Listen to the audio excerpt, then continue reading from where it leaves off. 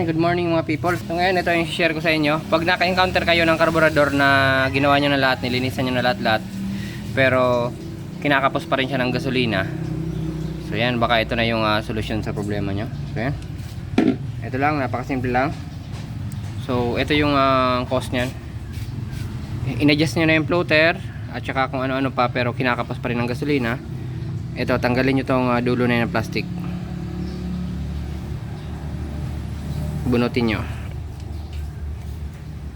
Wait, di mabunot.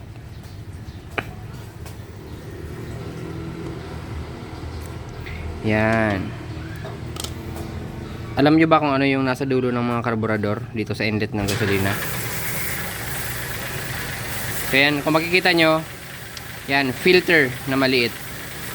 Once barado na yan, kahit anong linis niyo dito sa loob, restricted pa rin yung gasolina ang papasok sa mga karburador nyo. Yan, nakita nyo, napakaliit na filter na naandito sa pinakadulo ng inlet ng carb.